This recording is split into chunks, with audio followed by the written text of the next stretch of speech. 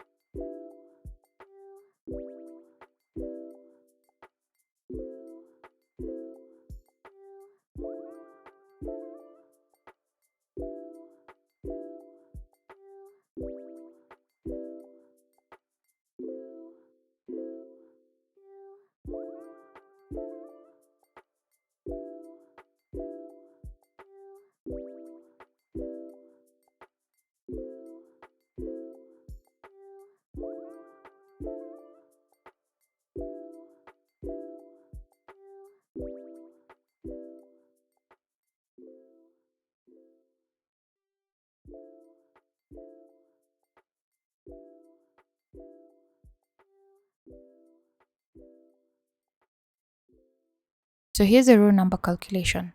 Data starts at row 2 because row 1 is the header. Rows from values.get with range sheet 1 exclamation A2 colon E gives an array where index 0 is equals to sheet row 2. So sheet row number is equals to row index plus 2.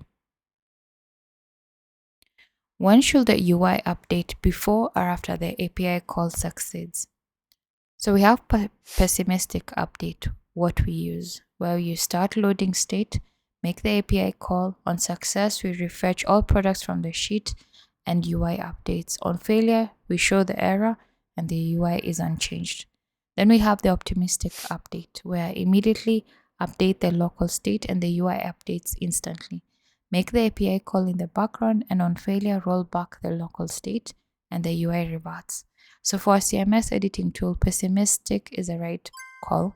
A short spinner is perfectly acceptable, and the implementation is much simpler and safer. So there's no rollback logic needed like in the optimistic update. Now let's implement both methods in catalog notifier.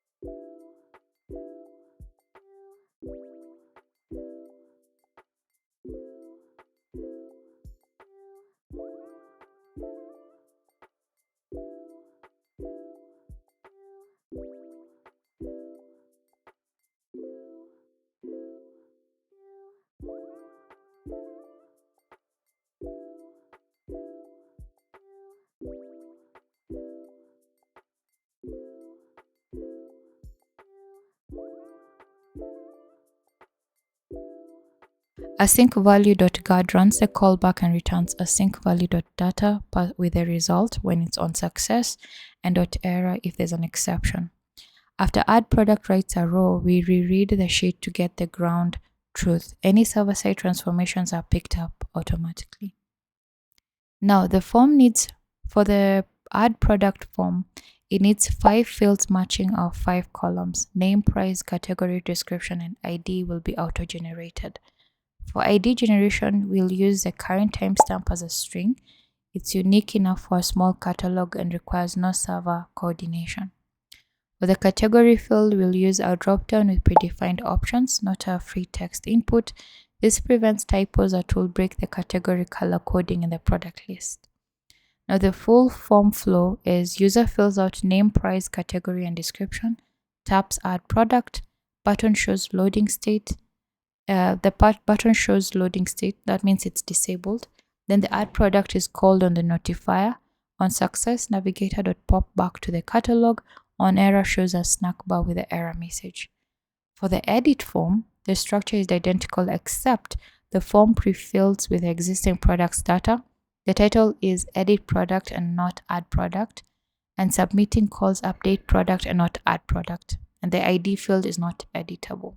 Now back in catalog screen, let's add a fab for add product and an edit icon for each product card.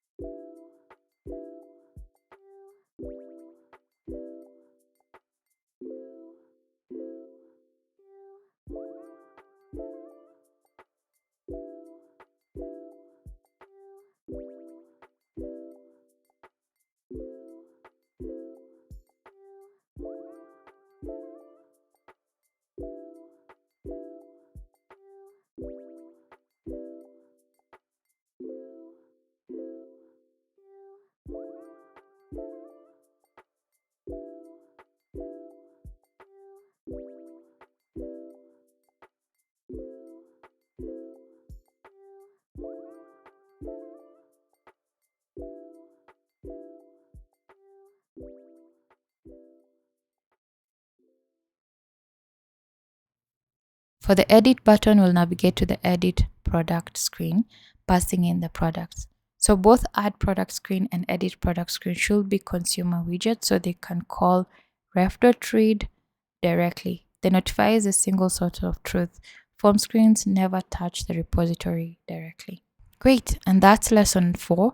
You now have full create and update operations working against Google Sheets. The add product method uses values.append, update product uses values.update with dynamic row targeting, and the async notify provider handles the write, refetch, state update cycle cleanly. In lesson 5, we complete the CRUD cycle by adding delete product. Deletion in Sheets is the trickiest of the 4 operations because you're working with a batch update API and a delete dimension request, not the values resource we have been using so far. So see you in lesson 5.